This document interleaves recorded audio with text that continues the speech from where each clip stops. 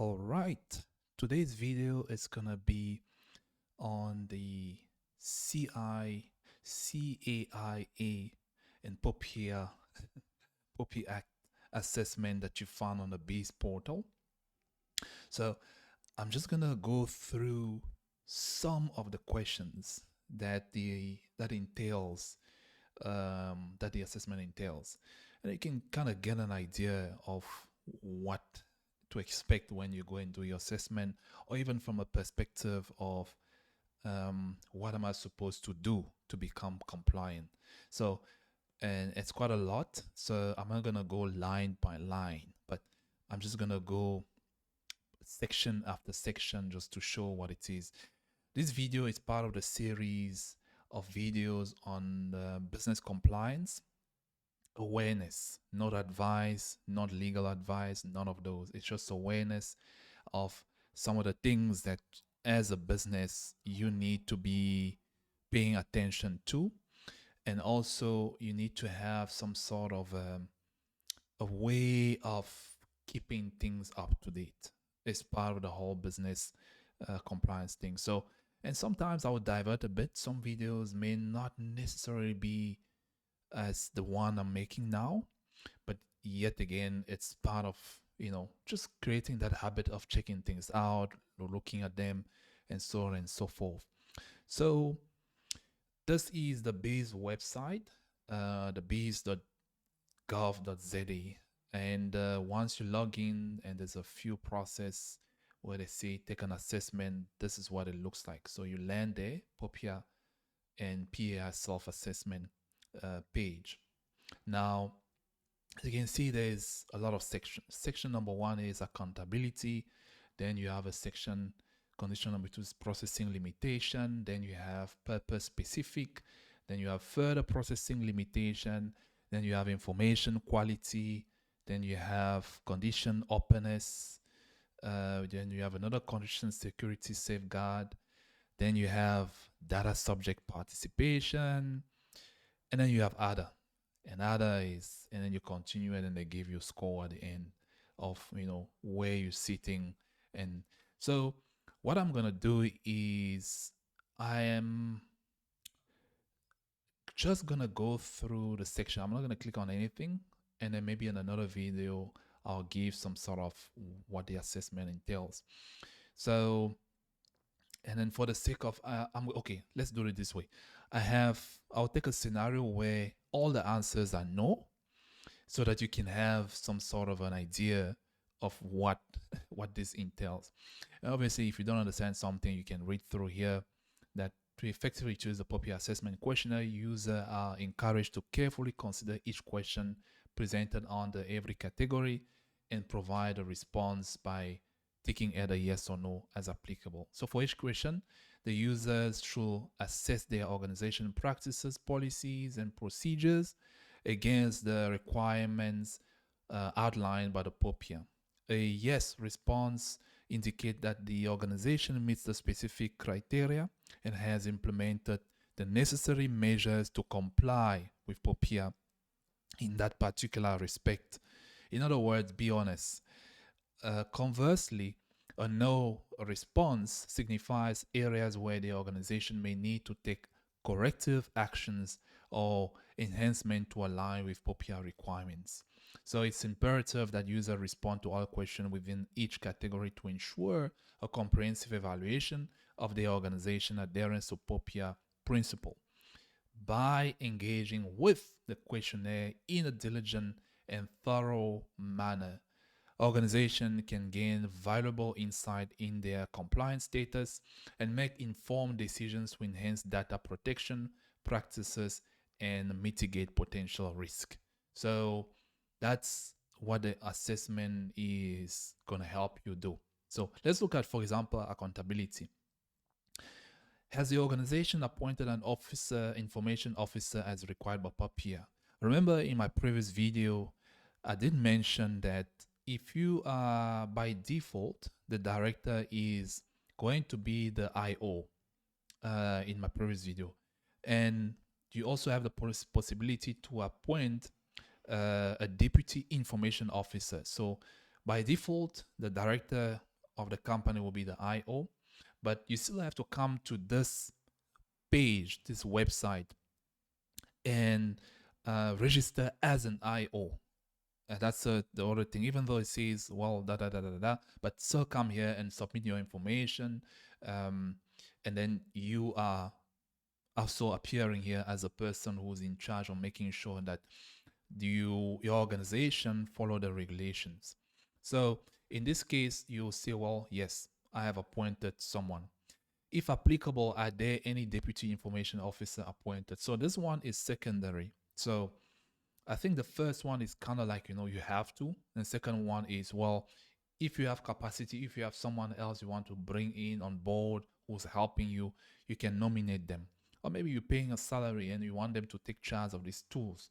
Then, well, you can appoint someone else. That's why it says if applicable. Then I would say no, for example. And then does your organization have a compliance framework developed, implemented, monitored, and maintained? Read regulation 4.1. This is where it becomes very interesting because as you can see, even though they're asking the question, they ask you to go and read. So obviously it's going to take a bit of time because you're going to read that, trying to understand what it means, see how that translates into your context, and maybe now start looking how you can apply those things on a kind of like daily basis. I think maybe at some stage I'll see how far I can go, make videos on this section, and then we're gonna look at how does that translate into my business scenario. How can I go about applying that practically and see how far we get? So you can see, is there a process? Question number 5, is there a process in place for regularly reviewing and updating data protection policies and procedures? No, yes, no. You're gonna have to answer those questions by yourself. Then the next section, processing limitation. I'm going to read just one question. Does the organization only collect personal information for specified, explicit, or legitimate purposes? So you can answer to that either yes or no. Is the on the third block, purpose specific, has the organization clearly communicated the purpose for which personal information will be processed to data subject? I'm sure this one you've seen on the website when they say privacy policy, how we use your data, what we do with it. In some website, if you haven't read it, it's usually at the bottom there. Say data privacy, and then all those things. They actually detail, when we collect your information, this is what we do. If you want your information to be deleted, then you can do so and so and so and so and so. It's all part of this purpose specific thing.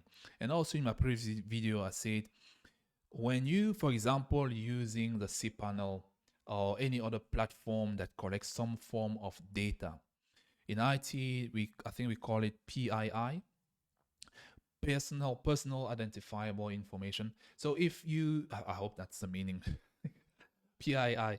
So if you collecting people information that has the potential to identify them wherever they land, then you want to be able to communicate the purpose of that collection first to them. Say, look, we're getting your email, cell phone number, whatever, for this purpose, and then use that for that purpose. And if there is no need to keep that data, well, you can also disregard the information, and then and also probably let the user and customers or whoever know that, look, we no longer have that information in our possession. So if you hear it from someone else, there, it's not us. So that's it builds trust, and they know that they're not going to be found being sent some funny SMS or emails and wondering how on earth did I get there. Further processing limitation. Does the organization ensure that personal information is not processed for purposes incompatible with that of which it was originally collected? You see? So if you say, I want your email so that I can send you marketing, only send me marketing. Now, don't send me funny things and no, you need to explain that. So when you are using that information, when you're taking that information, you're actually using it for that purpose and nothing else. Not to sell it to third parties or brokers who then take that information and sell it to someone else's, because it's a huge business out there.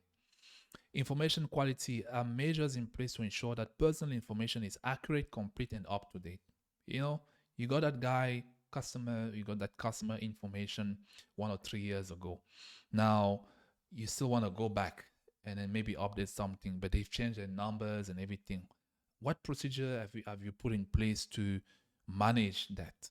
I mean, do they have to come and confirm something? And there are many ways of doing that. Or do you call them? Openness. Does the organization provide clear and easily accessible privacy notice to data subject, including information about purposes and processing and their rights? Do you communicate that? Do you tell them that, look, you have the power, the right to ask us to delete your information, not use it anymore? Do you? Security safeguards have risk to integrity and confidentiality of personal information being identified and assessed to determine appropriate mitigation measures. When it happens, what are the risks of having this information in our possession? Let's assess things. How can we prevent that instead of reacting when it already happened? And oftentimes when the breach happened, it's often too late. Condition and data subject participation. Has the organization established procedure to enable data subjects to access their personal information upon request? So is there a way for your customers to say, hey, I want to access my data, or they have to go through, for example, a phone call through, I don't know, whatever platform and means and medium that they have to use to get to that information. Are they able to do so? And other is the PAIA manual regulatory updated to reflect any changes in information disclosure requirement. You have to come here often, especially if you're dealing with a lot of customers' information and you are storing it. So it's imperative that you come here and check things out. So those are the sections. And then once you've answered all these questions, the next at the bottom will give you an idea of what you've done, what you need to improve, and so I'm gonna go ahead and just say, well, leave those ones as yes. And let's assume that I have not done any of the stuff, right? I'm taking a risk here to just demonstrate that the assessment is very good, and that I'm glad that they have it this way so that it's quick to gauge the your standing when it comes to compliance, and not just say, well, we are compliant. So let's see, what does it give us? All right, so as you can see, that's the self-assessment report. It gives you this, and it says condition accountability 40%. So it says if you're non-compliant, if it's like this, so everything gray here, non-compliant, 1% to 50% compliance, 51 to 90% compliance, and more than 90% compliance. So these are the different score for each section that you can see how good you're doing in one section and how bad you're doing in another one. So to close on this assessment video, self-assessment result. This page presents an overview outcome of the self-assessment that was conducted for your organization on bizportal. So this is for per organization, per business.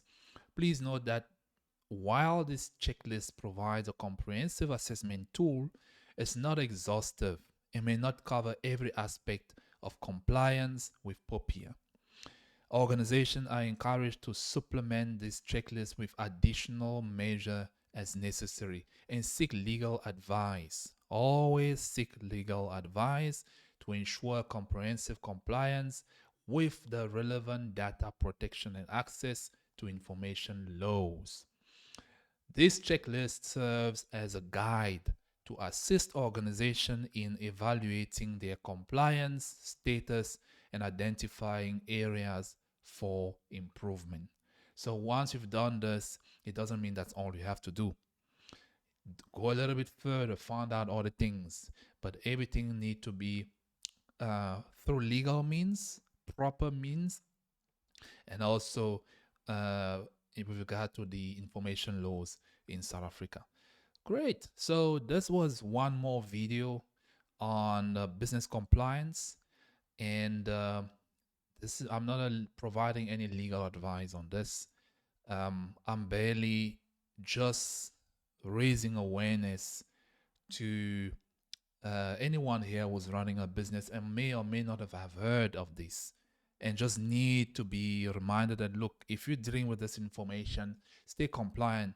And staying compliant is not just one thing, it's many things, as you've seen throughout the videos, where I touch on domain names, for example, and I say, well, this aspect can contribute towards that compliance awareness that I am trying to raise. So I hope this video helps you.